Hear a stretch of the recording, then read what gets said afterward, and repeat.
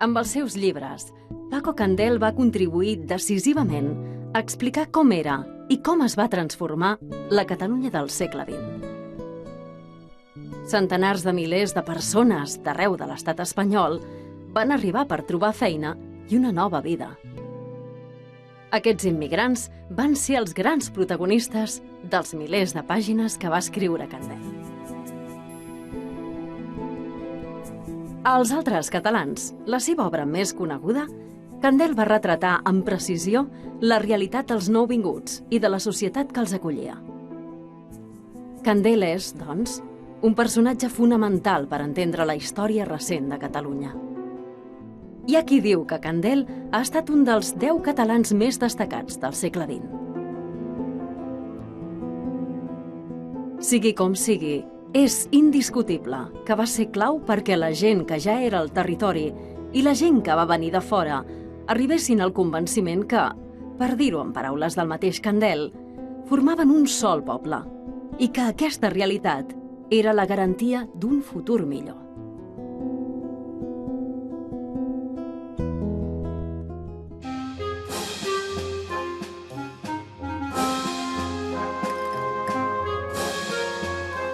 Jo vaig néixer a Cases Altes del Racó d'Ademuz, que és un enclave entre Conca i Terol.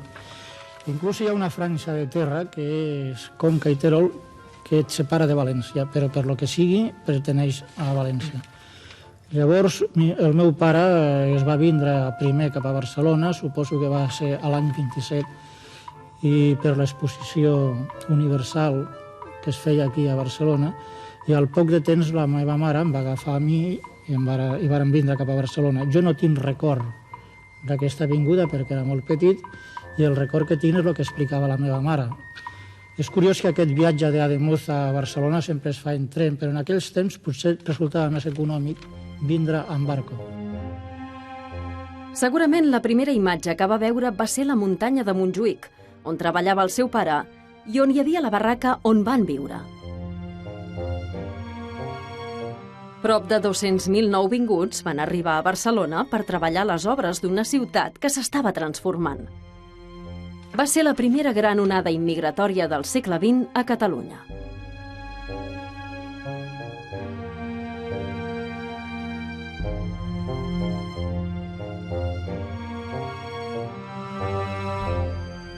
El seu paisatge d'infantesa eren les barraques i, molt a prop, una platja on els pescadors guardaven les barques i que a l'estiu s'omplia de banyistes. Terra endins, tot eren camps de conreu. I de mica en mica es van construir tota mena d'edificacions, com les cases barates de Cantunis, on van anar a viure els Candel. 36 metres quadrats, sense aigua corrent, però amb llum, que eren gairebé un luxe. Candel sempre va recordar la seva infància com un temps feliç i divertit. Almenys fins que va esclatar la Guerra Civil. Va tenir la sort d'estudiar en una escola de la República. Allà va rebre una educació moderna que el va submergir en la cultura i la llengua de la terra que l'acollia. També es feia un tip de llegir i, sobretot, de dibuixar, perquè per damunt de tot, ell volia ser pintor. Anava a casa seva, ell no anava a casa de ningú.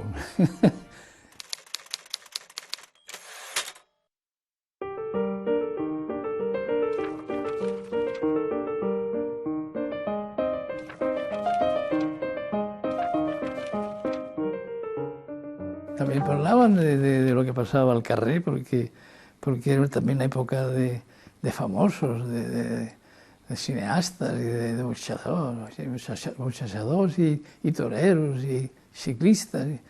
Y nosaltres pues, va sortir la pregunta de, bueno, ¿y qué tenim que fer nosaltres pobres para ser famosos? I Candel, que era tenia el seu ingeni, diu, pues res, ja està sort. És qüestió d'anar i prendre fora la catedral. No? I, bueno, pues així va quedar la cosa. No ha tingut necessitat de pegar fora la catedral Candel per ser famós, perquè jo crec que ha arribat a la cima de lo que pot ser famós, però amb molt de mèrit. Després de la guerra, la feina de sagristà del seu pare va convertir la parròquia de la Mare de Déu de Port en la llar dels Candel, que van esdevenir una família molt popular. En aquella època, Candel encara era un creient fervorós. Es va fer molt amic i va formar part d'un grup d'adolescents, perquè va durar fins que va arribar la guerra, en el qual actuaven ja molt amb el mètode de creixement humà, educatiu i també de la fe.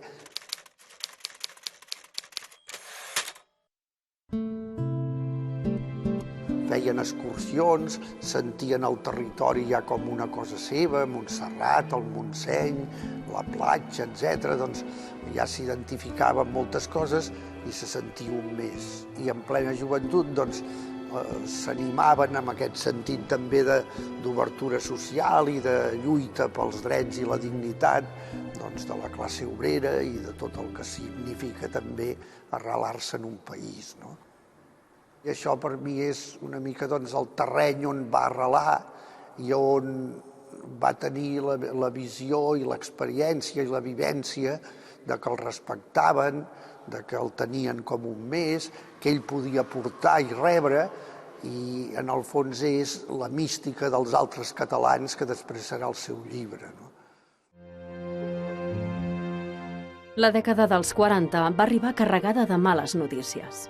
La mort per tuberculosi de la seva germana, amb només 18 anys, va ser un cop duríssim. Ell també va caure malalt durant la mili, però es va salvar de miracle. També la prematura mort de la mare li va causar un buit irreparable. Arran d'això, va començar a escriure intensament. Candel es va refugiar també en el barri i en la seva gent. El barri de Port tenia una intensa vida associativa i això segurament el va influir en la seva manera d'arrelar-se i d'entendre com volia que fos la societat. Al barri, el futbol era l'esport preferit i el nexe d'unió de molta gent. Precisament, un futbolista nascut a Cantunis i que va jugar al Barça, Eduard Manchón, va capgirar la vida de Candel. Manchón sempre tenia l'enyorança dels barris, ja era un futbolista internacional i encara s'escapava els diumenges i anava a Cantunis, a un ball que deien el ball de la bota, a ballar. I un dia me'l vaig trobar en l'autobús i em va preguntar què, encara dibuixes? Dic, què cony dibuixo? Ara escric.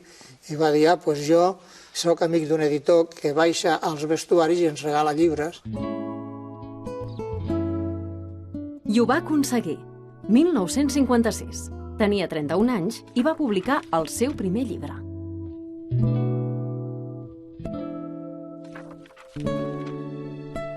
No havia aconseguit ser un nou Velázquez, tal com somiava, però acabava de complir un altre somni, ser escriptor.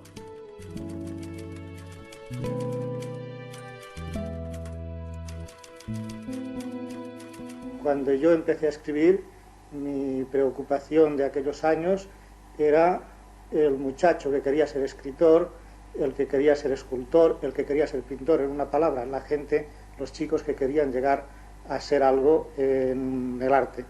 De ahí surgió el que yo escribiera mi novela Hay una juventud que aguarda. Es curioso que inmediatamente cambié de temática, inmediatamente conecté con otro mundo mío circundante, que era el mundo de las barriadas suburbiales, y fue entonces cuando yo escribí aquella novela mía que tanto ruido armó y que tanto dio que hablar y que se llamava Donde la ciudad cambia su nombre. Des d'haver rebut molt afecte familiar, ell es converteix en algú molt afectuós socialment.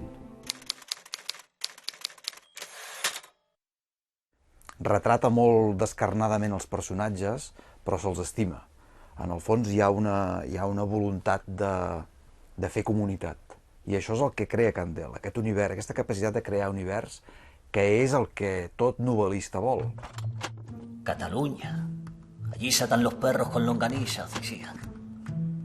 Llegábamos familias enteras en aquellos trenes. El Shanghái, el Botejara. Yo llegué en el Sevillano.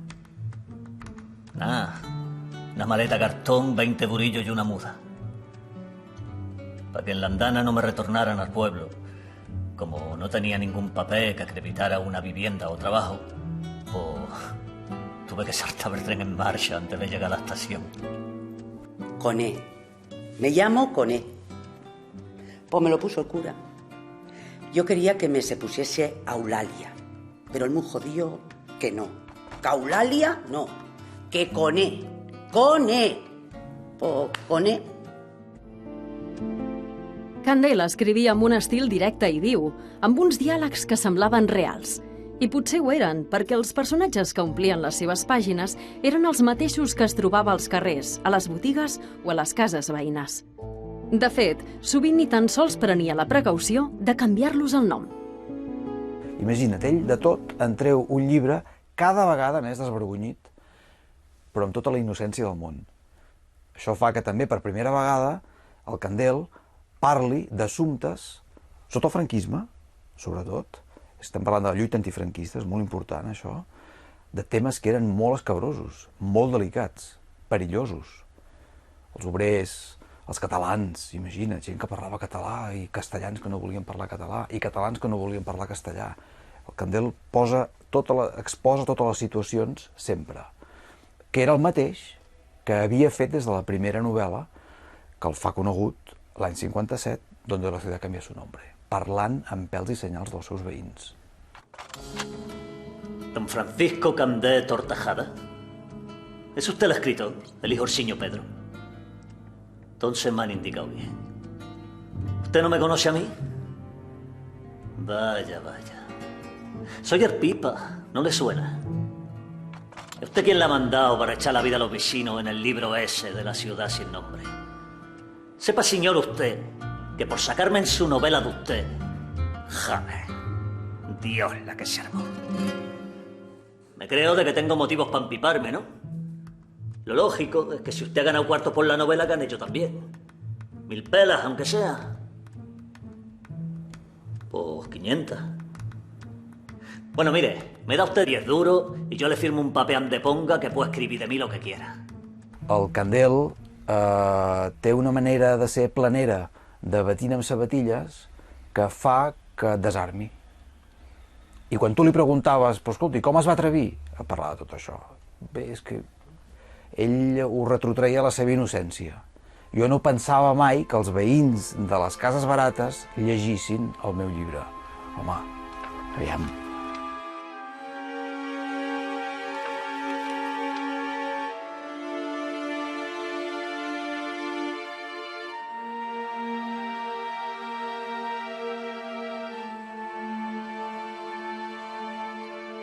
Primer voltava pels barris de barraques de Cantunis, de Montjuïc, del Somorrostro o d'altres indrets de Barcelona. Anava allà on els altres escriptors ni s'acostaven. Després, quan arribava a l'estudi amb les seves llibretes plenes de notes, escrivia articles, reportatges o novel·les. Explicava la vida tal com era en aquests barris, sense maquillar res. Als seus llibres, la misèria tenia nom i olor de misèria. Per això sovint la censura actuava sense contemplacions.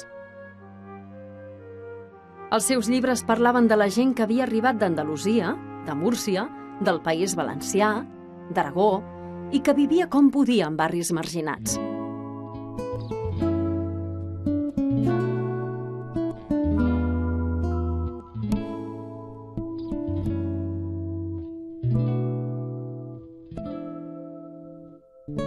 Una part de la societat catalana, oculta fins aleshores rere les parets de maons de les barraques, es convertia en una cosa real, que existia, que tenia noms i cognoms. I aquesta gent, que en realitat no era protagonista de res, almenys ho era en la ficció de Paco Candel.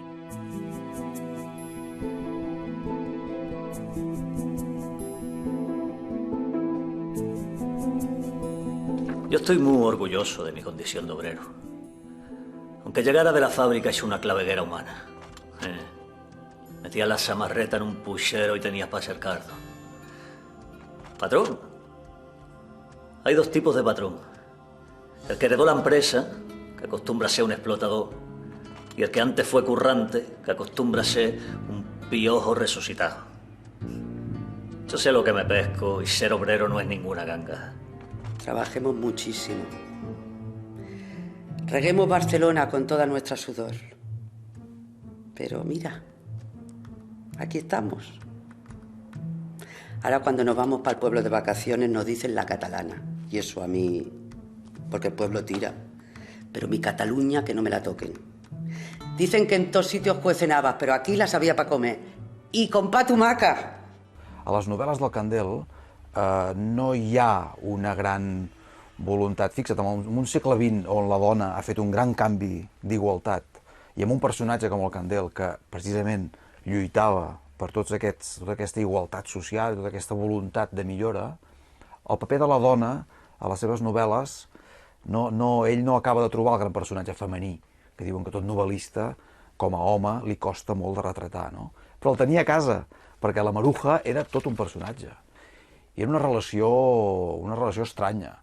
Una dona que no sabia res de literatura, esposa d'un novel·lista que es anava fent cada vegada més famós, suposava a vegades unes situacions bastant esperpèntiques i curioses, i quedava una mica aclaparat per la vivacitat tan autèntica i tan candeliana de la que era la Maruja, un personatge que semblava sortit autènticament de les novel·les del Candel. Jo crec que la Maruja és la novel·la que el Candel no va escriure. 48 anys junts, la Maruja i el Paco i la Maruja, el Seny i la Rauxa.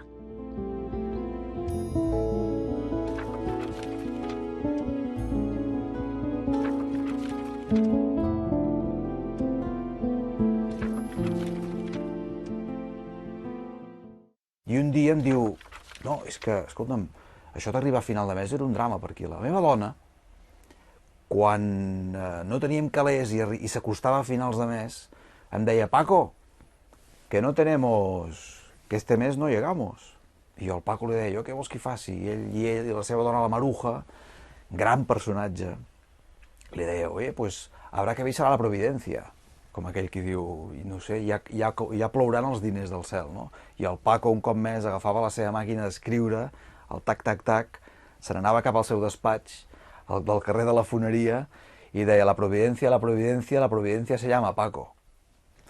Perquè, esclar, els calés arribaven escrivint molts articles, 7-8 a la setmana, a còpia d'un treball, un treball prolífic, absolutament admirable i molt candelià. Una vida i una família en comú. Primer, a la parròquia on Candel vivia des de jove.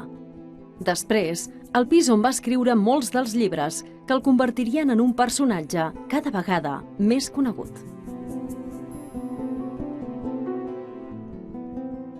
La publicació dels Altres catalans va significar un abans i un després en la trajectòria de l'escriptor.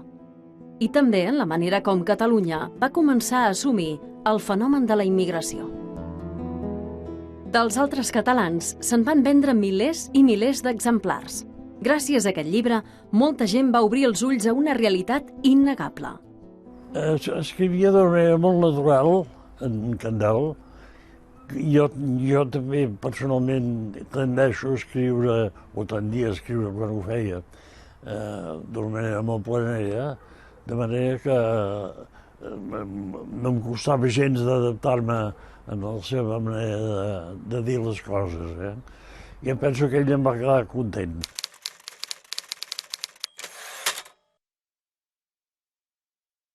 Jo em vaig quedar molt satisfet. Me'n vaig sentir molt orgullós d'aquell èxit. Ja sabia que jo era el de baix i ell el de dalt, però no hi tenia cap inconvenient. Mai va ser un personatge d'aquests que sembla que els hi hagi de fer una reverència. Al contrari, un noi trempat que no va renegar mai del seu origen.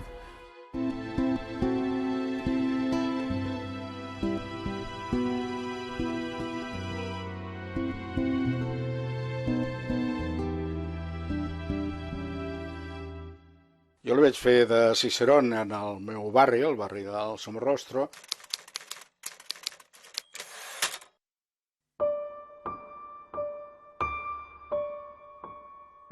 Jo era jove i no em donava tanta compte de del drama que suposava un món com aquell, perquè més o menys ja t'adaptes i vius i no li dones importància, però el que ve de fora, amb sensibilitat, doncs sortia d'allà molt impressionant.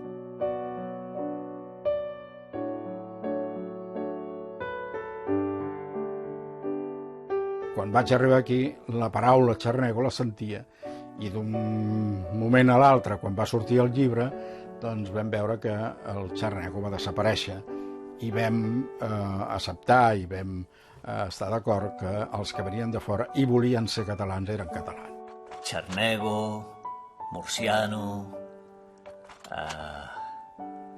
paiseba, que no ha bufat mai la cullera, de tot. Nos decían de todo, pero poquito a poco el saltras catalán. El retrat que fa, l'explicació, la descripció que fa del món dels immigrants a Catalunya és insuperable. És la millor descripció que s'ha pogut fer i amb l'estil més proper a la gent que es podia fer. Jo crec que va ser i és una obra mestra.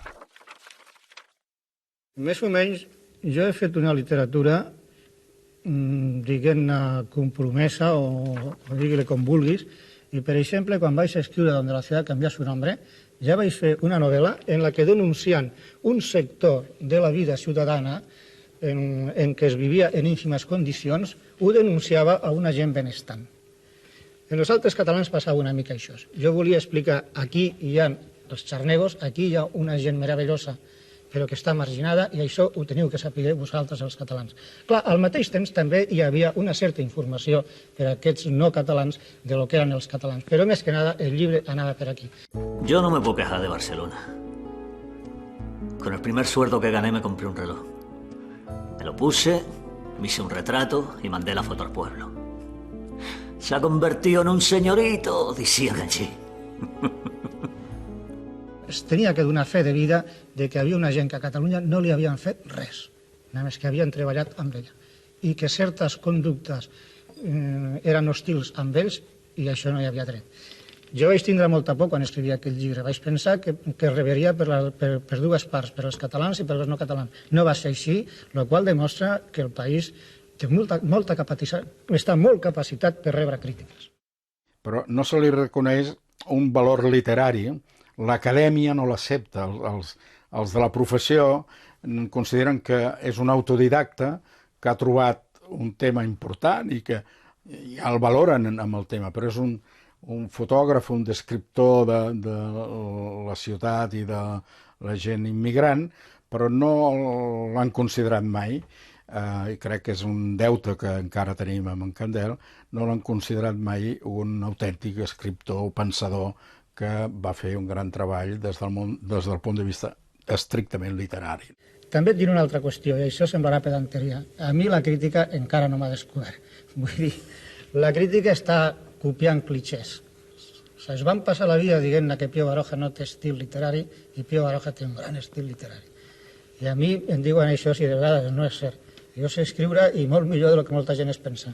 Caldria reivindicar avui a l'escola i arreu l'obra literària de Candel.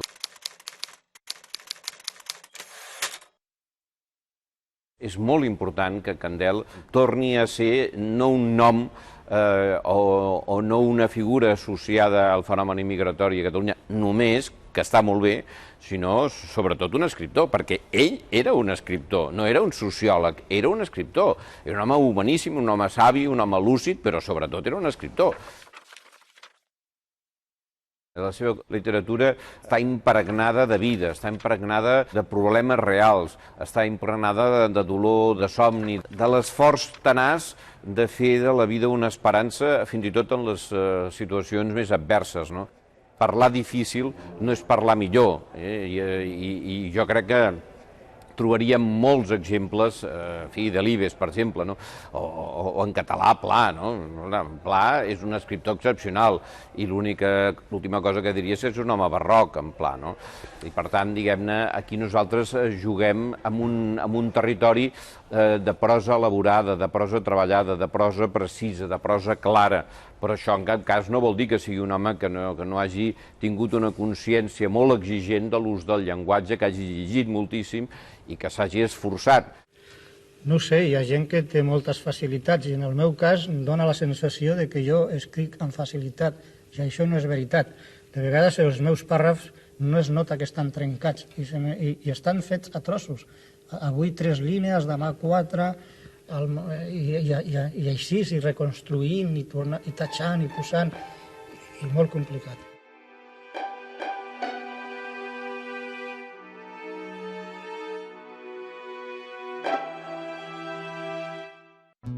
¿Dejar Cataluña y volver al pueblo? Nah. Y eso que al principio lo vi todo negro, como si esta ciudad llena de luces hubiera decidido ahorrar electricidad nada más llegar yo. Yo tuve la suerte de encontrar a Candel en mi camino y que me facilitara el que yo pudiera dar un testimonio cinematográfico de cómo era aquella Barcelona suburbial.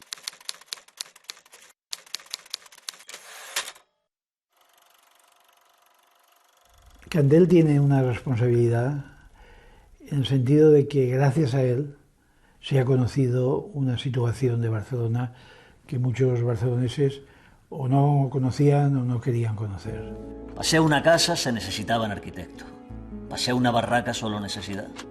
Y mira, nos la empesquemos para ganarnos las munchetas. Las barracas lo inundaban todo, ¿no? Como si fuera una marea que iba subiendo incluso por la falda de Montjuïc y la falda del Tibidabo. Las barracas iban ocupando espacios, ¿no? La gente, sobre todo si vive en condiciones difíciles, no le gusta que vayamos con una cámara a hacer una fotografía. Pero él allanaba el camino, él explicaba lo que estábamos haciendo y pedía que me dejaran entrar en sus casas y rodé en las barracas. Bueno, pues no hay situaciones muy íntimas de la familia que yo solo no hubiera podido, y todo eso se lo debo a Candel. Desde el primer momento me llamó la atención la familiaridad que él tenía con la gente del suburbio, ¿no? Sus novelas yo diría que son realmente todas históricas, porque tratan de una Barcelona que ya no existe, y que también hay pocas imágenes, ¿no? Aparte de alguna película como la mía y algún fotógrafo que fue por el suburbio haciendo fotos. Es una Barcelona ya hoy totalmente olvidada, ¿no?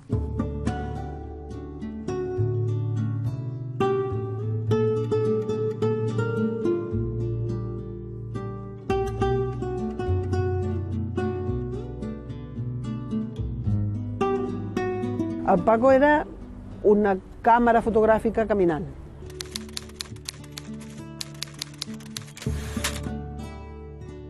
Ell parlava molt poc, era un home bastant tímid. Es relacionava bé si se li acostaven. Hola Paco, què tal, com estàs? Hombre, bien, i sempre la conversa. Però el Paco el que feia era anar mirant. Ell mirava, caminava, passejava, molt a poc, sempre, i com més gran es feia, més a poc, i anava rient. El Paco era un home que reia sempre per sota el nas.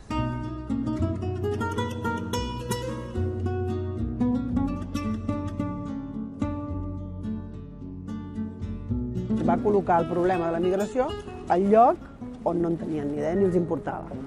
Si els importava que tenien la minyona que tenien a casa vivia en una barraca, o aquell aprenent que tenia al taller també vivia en una barraca, mira, aquest viu a Montjuïc aquí, però ningú en sabia més. I jo penso que el Paco va ser el que va obrir els ulls a la societat per dir, escolta, que aquí hi ha aquest problema i a veure què passa.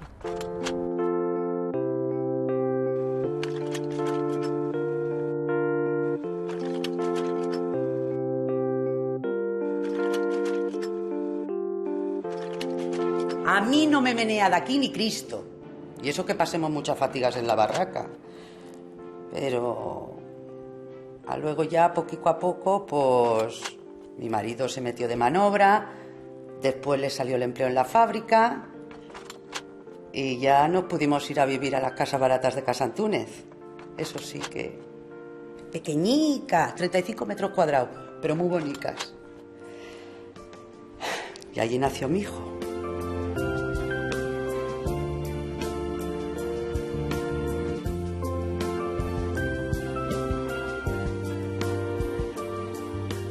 mi m'estranyava per què no marxava, perquè la seva dona, la Maruja, una vegada m'havia dit a mi coi, podria marxar del barri, que el Paco té fama i tal.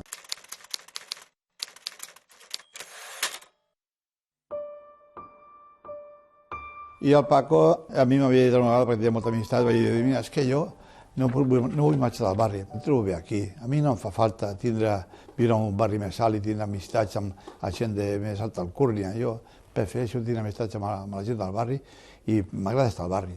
No marxava quan hi havia barraques perquè era el seu modus vivendi, feia reportatges, feia novel·les, feia coses sobre això, sobre el tema del marginats i del sense veu, però quan la gent va tindre veu tampoc va marxar.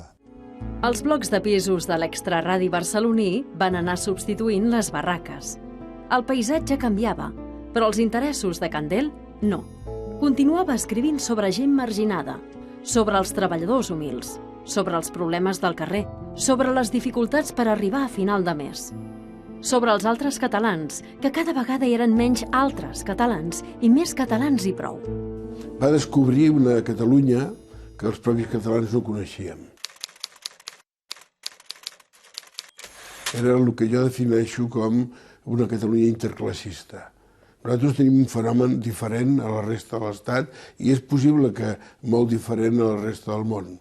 I és que el teixit associatiu és tan dens, tan important, ha cobert l'espai de la inexistència d'un estat propi, que ha creat aquesta societat interclassista basada en els ateneus, amb les corals, amb totes les entitats de tipus social i cultural que es tenen pel país i que van ser les que van projectar l'obra del Candel, perquè en aquell moment en què ell publicava aquelles obres era molt complicat tenir una difusió adequada. La premsa no el permetia i ell anava associació per associació presentant els seus llibres o participant de les contestes al règim que es produïen en aquell moment. Aquesta societat va permetre fer entendre en Candel que era capaç d'integrar a la gent que venia de fora, perquè ja s'estava produint la integració a través d'aquest fenomen. I aleshores va llançar el missatge de Catalunya un sol poble, perquè era possible. El meu pare, la meva mare... Quin parell. Un dia, passejant per Cantunis, el meu pare va assenyalar-me un home. Mira, nene, ese es el Candel. Anys després vaig comprendre per què se li omplia la boca amb aquell nom. Sempre m'he preguntat a quanta gent no va arribar a activar el Paco Candel per posar-se a resoldre els problemes que tenia la societat en aquell moment. Jo em vaig sentir activat, ho reconec. Bienvenidos al tren del recuerdo. ¿Me permiten su billete, por favor?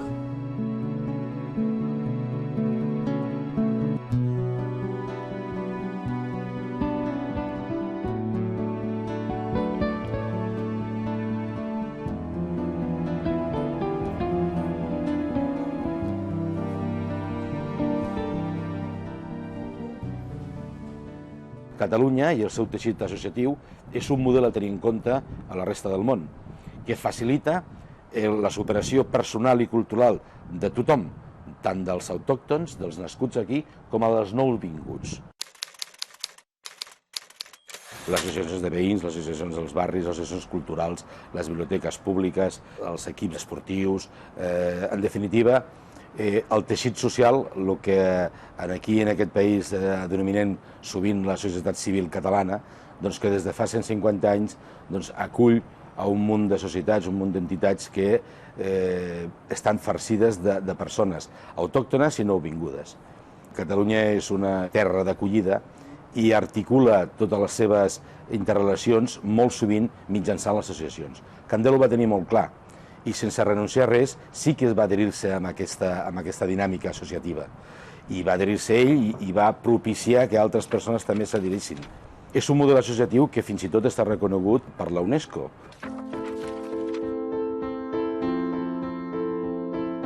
La gente presume de tener enemigos, porque creen que el que tiene enemigos es que tiene valía. Yo tengo enemigos, pero me gustaría no tenerlos. Jo anys abans li havia escrit, com a moltíssima altra gent, perquè poguessin veure la meva obra i em donessin un consell.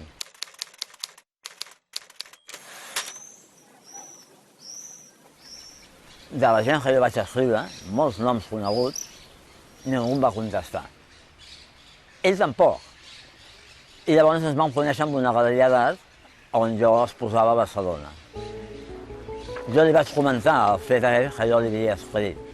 I al cap d'uns dies vaig rebre un sobre, grandet, on a dintre hi havia un altre sobre, on sí que m'havia contestat. El que passa és que li havien retornat perquè l'adreça no estava ben posada.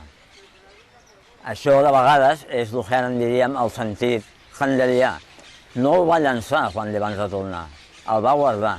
I quan ens vam conèixer personalment, em va dir, jo te'l torno. També era tímid, també era vergonyós, a l'hora de dir-te que t'estimava i tal. No era el pare de carinyo, no? Tota l'estona. Era una forma molt sutil d'estimar-te.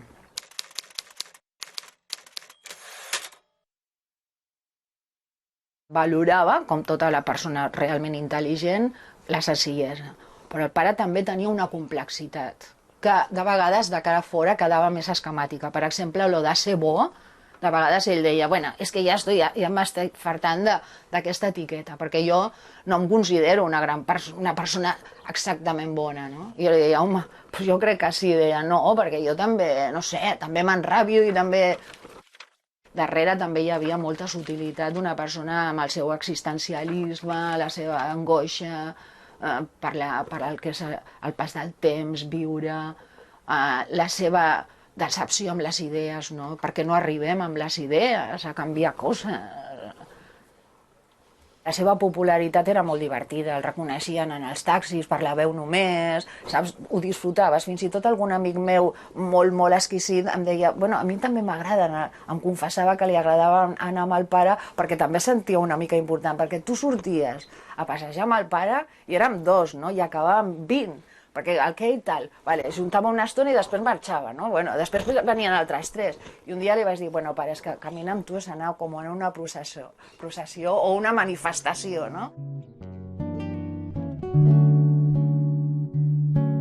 El pare es concentrava d'una forma i és veritat, passava hores i hores que senties el tecleteig de la màquina, a més tenia un nervi. Només escrivia en un parell de dits, però tenia un nervi que no sé com no es destrossava les ungles. I llavors sentia sempre aquest al passar del carro, no? I quan estava pensant també ho notaves. O estava pensant o la cosa era fluida perquè ja tenia l'esborrany. O estava corregint, saps? Era tot un procés.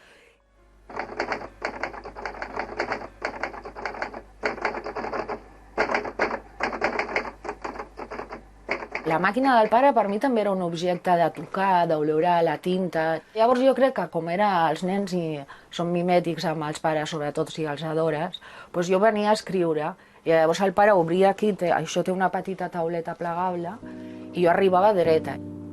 Era una persona que cuidava la seva feina d'una forma extraordinària. Això que sembla que, que directe, o sigui, jo l'he vist corregir de forma i preocupar-se per una cosa que... Però sempre va ser molt discret de que no es veiés ni un senyor preocupat per la seva literatura i que et fastidia la vida perquè només parla del seu art, saps? Que no viu perquè només pensa en la seva obra. Mai la prosperitat, mai la glòria no sé de quan, saps? Després, no? Mai.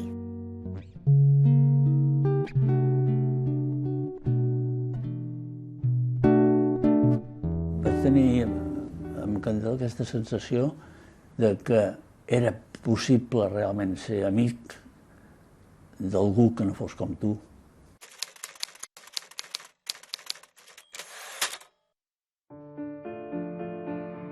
I en tinc, per tant, un record una mica emotiu perquè després van passar els anys i ens trobàvem i ens abraçàvem com si fos aquell primer dia que un home de l'Eixample com era jo i un home de les Barraques com era ell podíem coincidir perfectament i entendre'ns, respectar-nos, i això em sembla més que és una lliçó cívica molt important.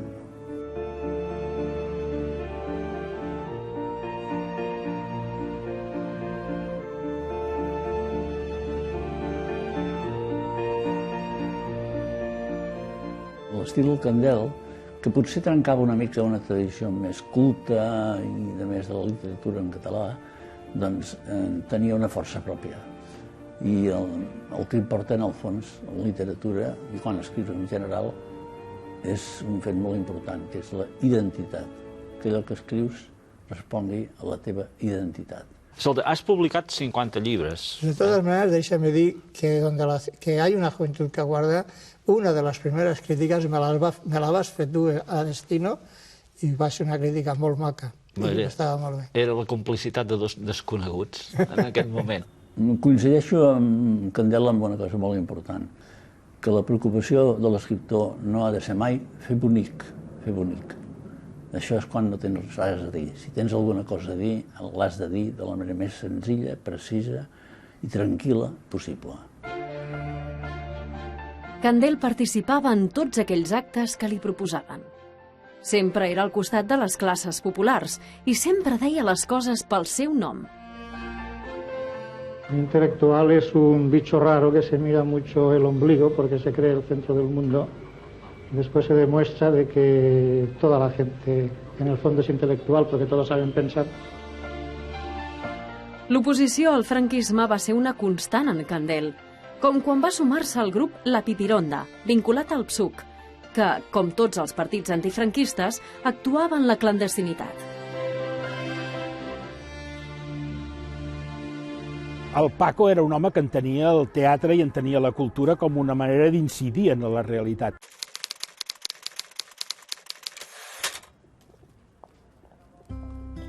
Com que el poble no anava a les sales de teatre, nosaltres anàvem en els bars, a les places, en els centres parroquials, a les barraques de Montjuïc, i fèiem un teatre que parlava dels problemes gravíssims de prestamisme, d'habitatge, d'explotació obrera, i intentàvem que les nostres obres, que eren curtes, parlessin d'això i després fèiem un col·loqui amb la gent. Ell escrivia els textos, ens animava i feia, i sortia també. Era un boníssim escriptor, un pensador sobre el tema de la immigració aquí a Catalunya profundíssim, però no era un actor, això era evident. Tants anys de compromís i lluita es van concretar en una proposta política en ferm. Formar part, l'any 1977, de la candidatura unitària de les esquerres a les primeres eleccions generals després del franquisme. I va entrar al Senat per la Porta Gran, amb l'empenta de més d'1 milió de vots. El Paco Candel era un home extraordinàriament popular en el món obrer, en el món social.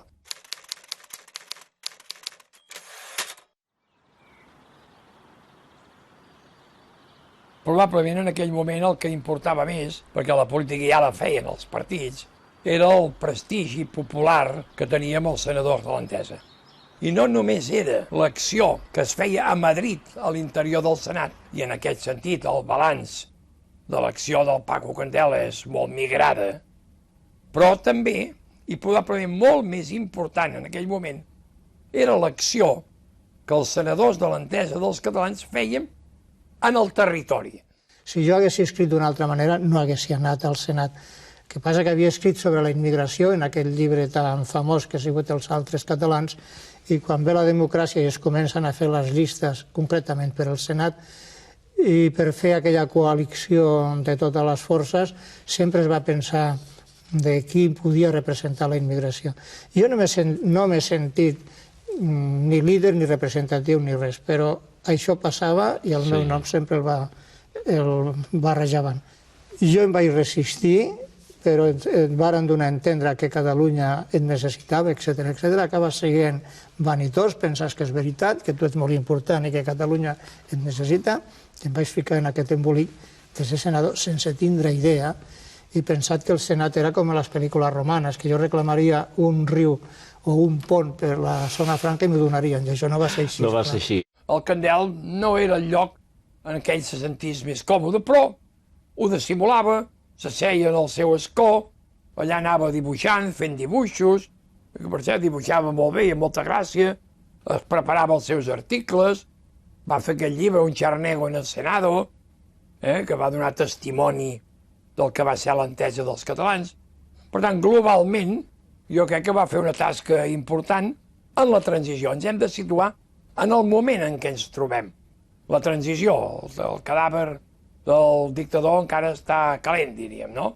És a dir, és un moment de ruptura en el que la gent que té un arrelament important entre les classes populars ha de donar testimoni de que hi ha una Espanya diferent i que hi pot haver una Espanya democràtica i en aquest sentit el Candel era una persona que va fer una tasca, jo penso que positiva. Durant molts anys, Candel va escriure un diari i escrivia tot el que li passava, tot el que feia, tot el que vivia. Són textos que retraten una època amb absoluta llibertat i sinceritat, perquè les llibretes no havien de passar per la censura.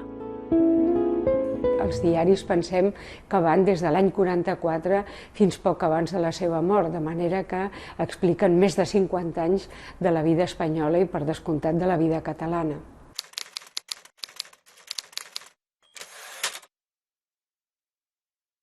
Nosaltres tenim una idea de Candel, l'home preocupat pel barraquisme, pels altres catalans, en fi, per una reflexió sociològica de la vida i de la cultura, però en canvi, des del primer moment hi ha una profundíssima preocupació de ser un escriptor com els altres.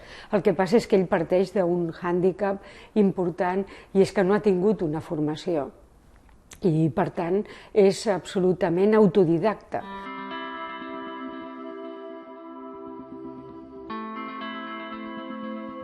D'alguna manera jo el comparo amb George Orwell, és el nostre Orwell, és a dir, un escriptor, diguem-ne, de la mateixa qualitat i amb les mateixes preocupacions per aconseguir que el llenguatge digui exactament el que ell vol que digui.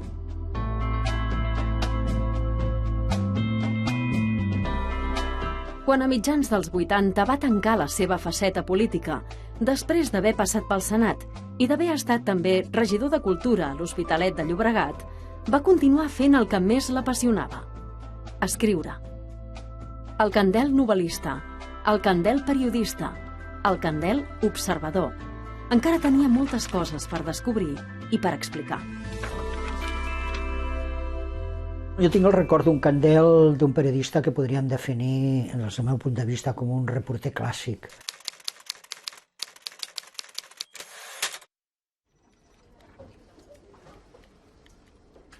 Un dia me'n recordo que en un bar es va acostar una senyora i diu: «Senyor Candel», que el va conèixer, diu: «Han robado un banco, escriba algo».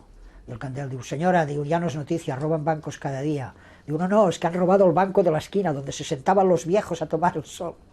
Pues tot això era perquè ella era una figura molt popular. Me recordo que una vegada va presentar un llibre, m'ho va explicar ell. Diu: «Estaba presentando el libro y en el coloquio un tío me ha levantado la mano y dice: su libro es reaccionario». Y yo le he dicho: «Es peor que reaccionario, es muy malo». Dice: «Pero es que no tenía dinero para llegar a final de año y lo escribía a toda pastilla». Tots sintonitzàvem en aquest vessant d'un periodisme a peu de carrer, vivint a la gent, buscant, diríem, els racons, diria, conflictius, amargs de la vida, no? Això, les barraques, la mort, i també, indiscutiblement, a través d'aquesta això, l'esperança, no? Abans que d'escriptor i de periodista, era persona.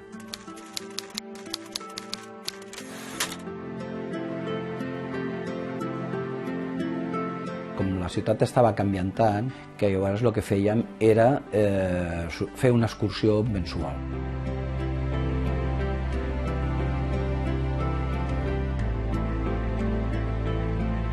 Me recordo un reportatge sobre les barraques del cementeri vell, del Trascementerio, que es deia, que ja havien donat a Barcelona la seu olímpica, i llavors això anaven a treure tot el que era la zona d'Icària i aquestes històries, i van fer l'últim reportatge dels barraquistes que hi eren allà. I bueno, vull dir, em recordo que quan el van veure se li va canviar la cara, no? Perquè diem, bueno, segur que potser sortint amb aquest reportatge i fent-lo al Candel, segur que potser ens donaran un pis. No sé com va acabar la història.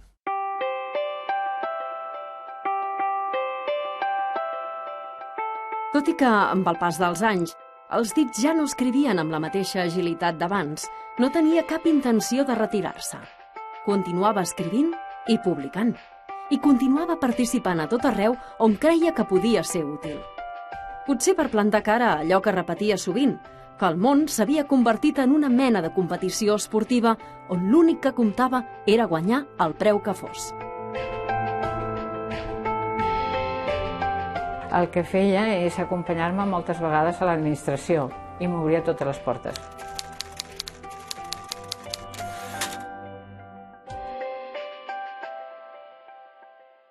I anàvem al carrer, a l'estació de Sants, tots els dijous, anàvem junts, i ell s'apropava a les persones i els hi preguntava i va publicar moltíssims articles en relació amb allò que li cridava l'atenció. I la veritat és que era una persona tan propera, tan amable, la gent volia parlar amb ell. Ja estaven esperant el dijous per veure el Paco.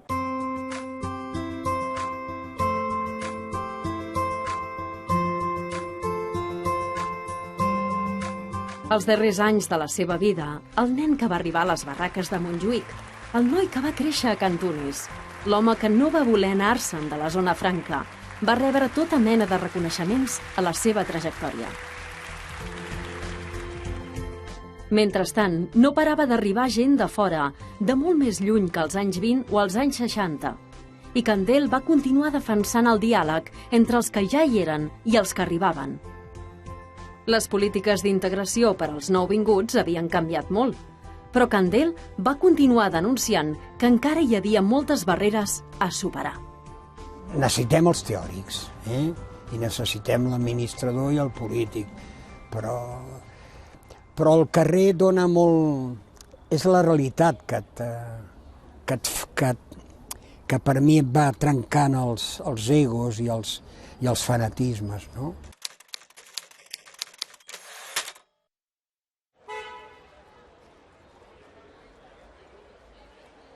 Jo crec que tenim por de lo diferent, del que ve de fora, no? Que ens invadeixi, que ens prengui, no? Fins que en llenguatge, inclús popular, de gent d'aquí, diu, es que nos quitan el trabajo, los españoles están en paro y les dan trabajo a los moros, no? Això no és cert, això no és objectiu. Perquè és una realitat, a més, que estem visquent i que no podem viure d'esquenes, No podem dir els romanos són perillosos, no? Això és una defensa absurda i és establir, diríem, criteris de guerra, no? De lluita, no? D'oposició. Els altres catalans del segle XXI, la nova pobresa. Segur que entre ells hi podríem trobar una Coné, un Pipes, o bé un xavalet on jo m'hi pugui emmirallar, i fins i tot un altre Paco. Per què no? Un altre Paco que tingui el desig intens de la normalització multicultural, de la catalanitat plural per tothom que visqui a Catalunya, hagi o no nascut aquí. Jo desitjava que no passés, i no ha passat, que a Catalunya es fessin dos bàndols, que siguessin els catalans i els que han vingut de fora. O sigui, que aquesta divisió no es fessi per ninguna de les maneres.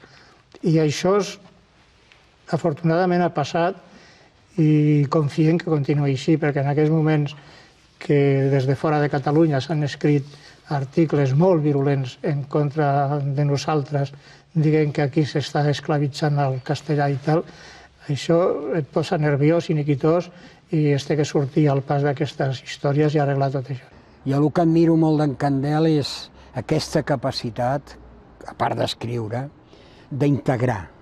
Ell en les seves converses, les seves històries de vida, sempre és conciliador, sempre es defensa, té aquesta sensibilitat de proximitat. A mi em sembla que la frase aquesta de que és català tot el que viu i treballa a Catalunya li pots afegir i els que estan a l'atur també. En realitat és tot aquell que... Quasi jo diria que tot el que viu a Catalunya és català, aunque no tingui ganes de ser-ho. Paco il·luminat, Candel visionari. La societat catalana és, per definició, immigrant.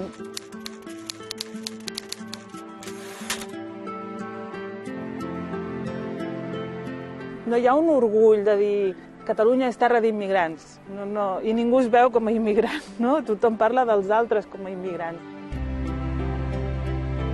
El Candel el que intenta fer precisament és desdibuixar aquesta línia que s'ha traçat sempre tan clara entre nosaltres i els altres, no? Els que som catalans i els que venen de fora i no ho són.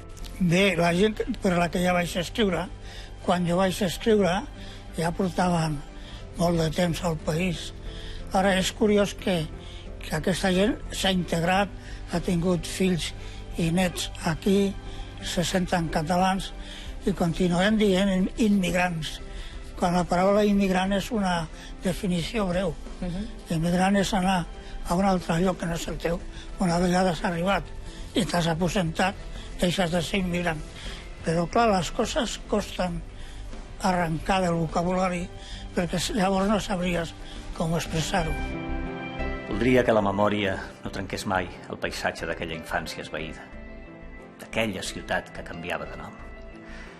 Voldria que continués per sempre en els ulls dels lectors com un monument al temps que passa. Per molt que de vegades qui hi ha passat hagi estat la gent. El Pipes, la Coné, jo mateix i el Paco.